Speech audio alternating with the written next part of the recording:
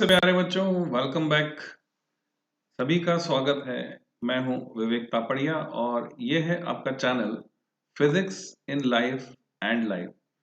तो बच्चों, जैसा मैंने आपसे कहा था, अब मैं शुरू करने जा रहा हूं वो 9 सैंपल पेपर हम सॉल्व करेंगे डेली। तो केंद्रीय विद्यालय ने जो सैंपल पेपर इशू किए हैं उसमें पहला जो सैंपल पेपर है वहां से हम शुरू कर रहे हैं। आप देखेंगे कितना आसान रहेगा ये सफर, और आपका जो पेपर है वो आपको इतना इजी लगने वाला है क्योंकि सभी क्वेश्चन आपको मिलते जुलते लगेंगे।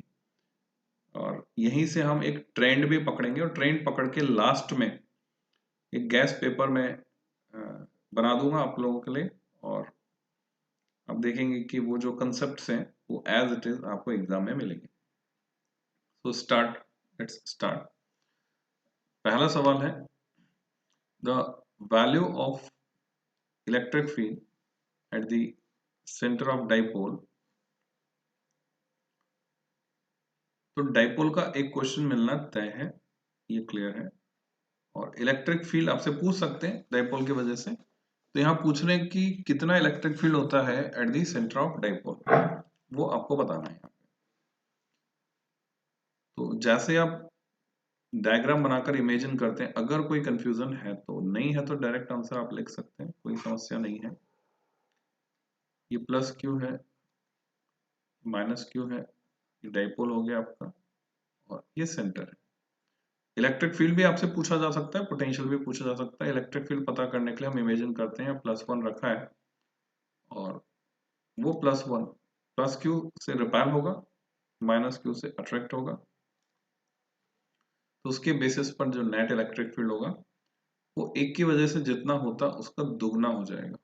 Correct option is twice. A point charge Q is located at the center of a cube. Cube के सेंटर पर है जिसकी लेंथ a है। लेंथ मतलब यहां हम बात कर रहे हैं साइड a है, क्यूब की साइड a।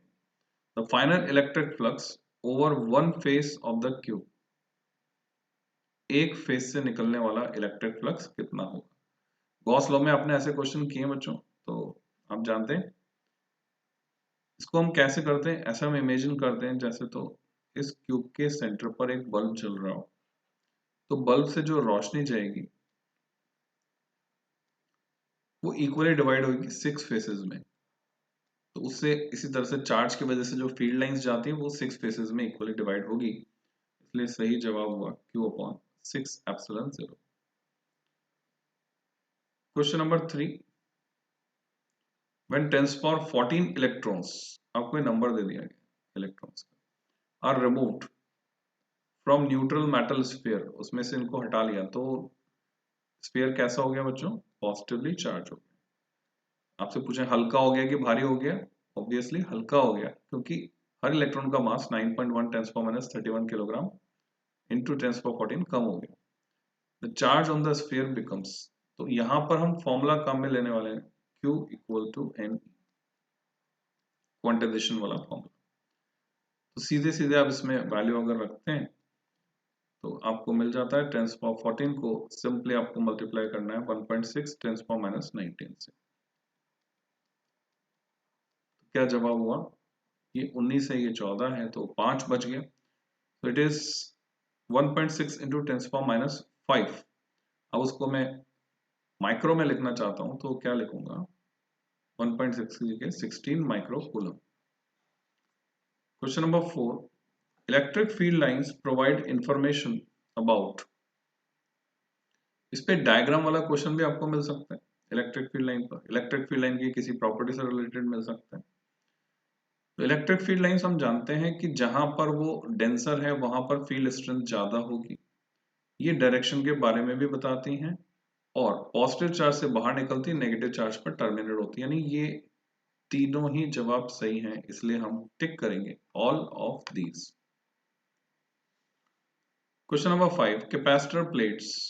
तो इमेजिन कीजिए आपके दिमाग में तुरंत से इमेज आएगी और आपको लैंग्वेज के साथ साथ चलना है। तो ये कैपेसिटर प्लेट्स आपके दिमाग में इमेज आ गई। आपको पता है एक पॉजिटिव एक negative, are charge by battery with V volt.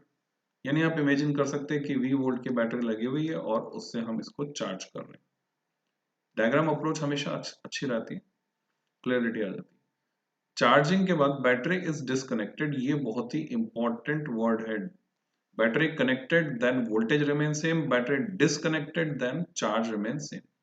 और अब हम क्या कर रहे हैं, डाइलेक्ट्रिक स्लैब जिसका डाइलेक्ट्रिक कांस्टेंट 5 है उसको हमने इंसर्ट कर दिया, तो निश्चित रूप से कैपेसिटी हो गई k टाइम्स यानी 5 टाइम्स पुरानी कैपेसिटी की 5 गुना। आपसे पूछ रहे हैं पोटेंशियल अक्रॉस द प्लेट्स कितना हो जाएगा। अभी अभी हमने देखा डिस्कनेक्टेड, तो चार्ज सेम है तो पोटेंशियल कितना हो जाएगा पता करने के लिए जो भी फॉर्मूला आपको यूज करना है वो ऐसा होना चाहिए जिसमें चार्ज सेम का रोल हो। तो अगर बैटरी कनेक्टेड होती है तो हम सीधे बोलते हैं potential will remain same v, और अभी जो है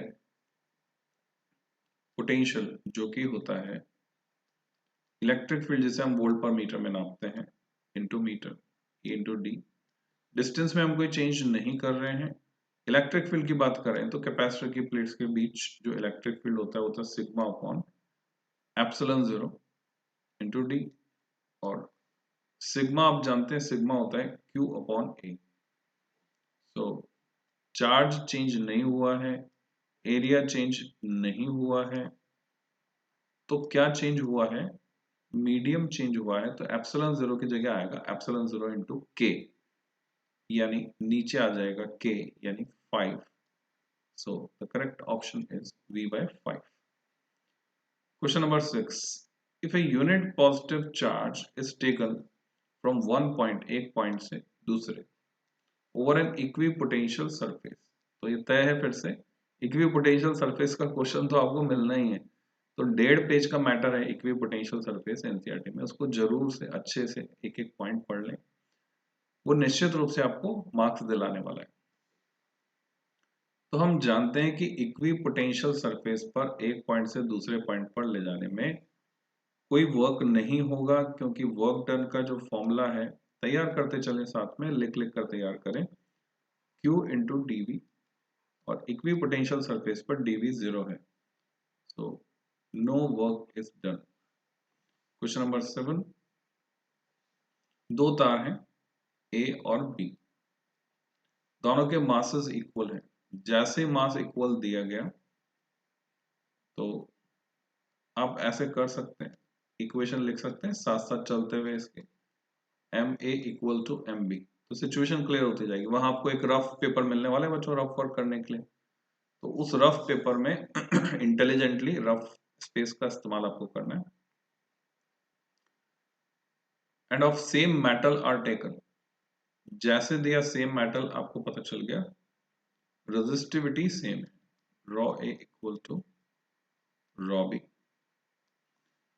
अंतर कहां आ रहा है, diameter of wire A is half of the diameter of wire B, तो आपने लिखा डी ए यानी diameter of A is half of diameter of B, D B upon 2, तो सेम रिलेशन होगा रेडियस में, ऐसा हम कह सकते हैं। ए का रेजिस्टेंस है 24 ओम, आपसे पूछे रेजिस्टेंस ऑफ बी क्या होगा। ऐसे कई क्वेश्चन आपको मिल सकते हैं पेपर में जिसमें आपको रेशियो निकाल के कंपेयर करना होगा, तो हम क्या लिखेंगे, R A upon R B. अभी या तो पूरा फॉर्मूला आप लिखें रॉ एल बाई ए, और नहीं तो अगर आप दिमाग में चला सकते हैं तो बेटर सिचुएशन है, रेजिस्टिविटी कैंसिल हो रही पता चल रहा है, तो रेशियो किसका आने वाला है, length of wire A upon length of wire B, और एरिया ऑफ क्रॉस सेक्शन के इनवर्सली प्रोपोर्शनल है, इसलिए एरिया ऑफ क्रॉस सेक्शन ऊपर आने वाला है, और एरिया कैसा होगा, सिलिंड्रिकल वायर है, क्रॉस सेक्शनल एरिया सर्कुलर है, तो पाई डी स्क्वायर बाय 4 आने वाला है, पाई भी कट जाएगा, बाय 4 भी कट जाएगा, तो बचेगा क्या, खाली डी, तो D B square upon pi में लिख दे रहा हूँ, बाय 4 भी लिख दे रहा हूँ आपके रेफरेंस के लिए, वो सब कट जाएगा, डी ए स्क्वायर अपॉन 4। तो कुल मिला के हमारे पास बचा क्या, हम यूं कह सकते हैं यहाँ पर pi get cancelled, 4 get cancelled, answer. तो अभी डायमीटर का रेशियो हमारे पास है और लेंथ का रेशियो हमारे पास नहीं है, तो उसके लिए हम इसको यूज करते हैं मास को। हमें पता है मेटल सेम है, तो एक और फैक्टर यहाँ पे आ गया, डेंसिटी भी सेम रहने वाली है, dA इक्वल टू dV, क्योंकि मटेरियल सेम है।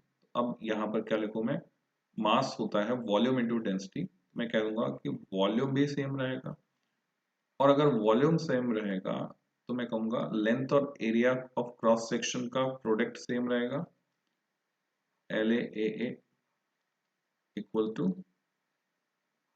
LBAB। तो अब यहां से आपने देखा कि लेंथ के रेशियो को मैं क्या लिख सकता हूं, मैं लिख सकता हूं LA upon LB equal to AB upon AA, यानी एरिया ऑफ क्रॉस सेक्शन के रेशियो के टर्म्स में। और वो ऑलरेडी हम देख चुके हैं, यहाँ पर ये आ रहा है DB raise to power 2 upon DA raise to power 2, तो ये बन गया DB square upon DA square.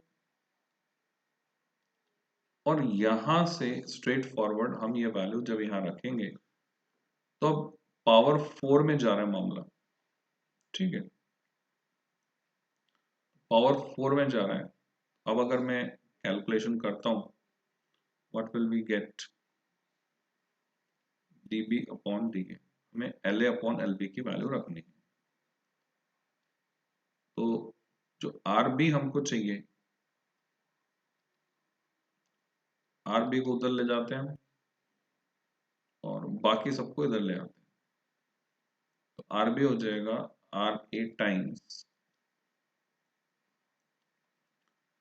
Ratio उल्टा हो जाएगा, DA ऊपर जाएगा और DB नीचे आएगा, और इसकी पावर 4 है।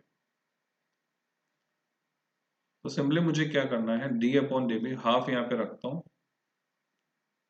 पावर 2 नहीं है पावर 4 है, तो बाय 8 हो जाता है। तो RB मुझे मिलता है RA अपॉन 8।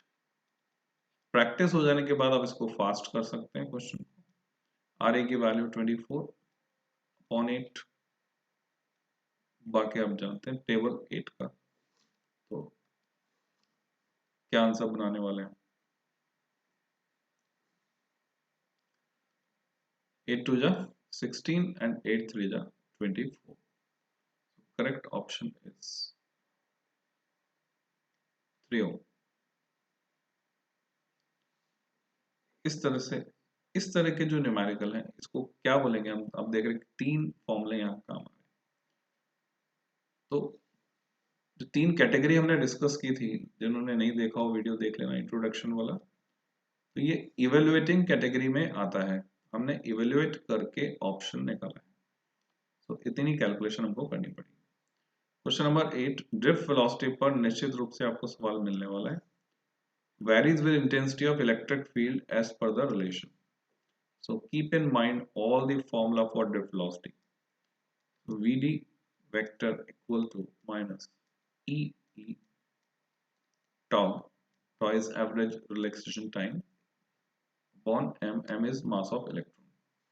हम सीधे सीधे कह सकते हैं Vd प्रोपोर्शनल, अगर यहाँ पर ऑप्शन होता माइनस ई का तो हम उसे चुन लेते, क्योंकि दोनों की डायरेक्शन अपोजिट होती है, इलेक्ट्रिक फील्ड जिधर लग रहा है उसके अपोजिट इलेक्ट्रॉन ड्रिफ्ट करते हैं। और यहीं पे अगर drift velocity of positive charge होता, जैसे मान लो सेमीकंडक्टर की बात हो रही होती, तो वो इलेक्ट्रिक फील्ड की डायरेक्शन में जाएगा holes. Question number 9, the ammeter in the given circuit read 2 ampere. ये रीडिंग दे रहा है हमको 2 एम्पियर, यानी सर्किट में करंट फ्लो हो रही है 2 एम्पियर, ये हमें पता चल गया। तो रेजिस्टेंस R आपको पता करना है कितना है। तो क्या करेंगे, हम फॉर्मूला लिख देते हैं करंट के लिए। करंट होती है नेट ईएमएफ, जो यहाँ पे 6 वोल्ट दिख रहा है, अपॉन टोटल रेजिस्टेंस जो है 2 प्लस R। तो अब I की वैल्यू भी डाल दी हमने, 2 equal to 6 upon 2 plus R, हर कोई इसे बड़ी आसानी से कर सकता है, पर जल्दबाजी आपको नहीं करनी है। आप आसानी से मतलब आराम से इसको कीजिए, इतना समय आपको मिलेगा। तो ये हो गया 2 + r = 3 और r = 1 ओम। तो हमने आंसर बनाया ए को, और हम इसके बारे में बिल्कुल श्योर हैं। 10th question, AB is a potentiometer wire. तो ये देख रहे हैं आप, यहां से लेकर यहां तक ये पोटेंशियोमीटर वायर। ए है हायर पोटेंशियल वाला point. Resistance R is increased. तो यहाँ पर ये जो रेजिस्टेंस R है इसको बढ़ाया जा रहा है। उसका असर क्या होने वाला है, ये रेजिस्टेंस बढ़ेगा तो इस पर ड्रॉप ज्यादा होगा, तो रिमेनिंग वायर AB पर होने वाला पोटेंशियल ड्रॉप कम हो जाएगा। तो अगर मैं पोटेंशियल ग्रेडियंट की बात करूं, जिसको मैं x से दिखा रहा हूं, और वो है मेरे पास V सबस्क्रिप्ट AB यानी drop on wire AB upon length of the wire L, जिसको हम नापते हैं वोल्ट पर मीटर में। पोटेंशियल ग्रेडियंट बच्चों कम हो जाएगा क्योंकि रिमेनिंग वायर पर होने वाला ड्रॉप कम है। तो बैलेंसिंग लेंथ बढ़ जाएगी तो बैलेंस पॉइंट J शिफ्ट होगा। बैलेंसिंग लेंथ बढ़ने का मतलब है ये यहाँ कहीं शिफ्ट हो जाएगा, यानी B की तरफ। तो हम बोलेंगे towards B। First option is correct. तो बच्चों हमने 10 सवाल इस पेपर के किए। अब मेरी कोशिश है कि वीडियो बहुत ज्यादा लंबा ना हो, तो इसलिए मैं क्या करने वाला हूं, 10-10 करके ऐसे हम आगे बढ़ेंगे। ठीक है, तो एक बार में एक सेटिंग में 10 क्वेश्चन, फिर नेक्स्ट 10, फिर नेक्स्ट 10। उससे आपको याद रखने में आसानी होगी। So happy learning. This is part 1। मिलते हैं पार्ट 2 में।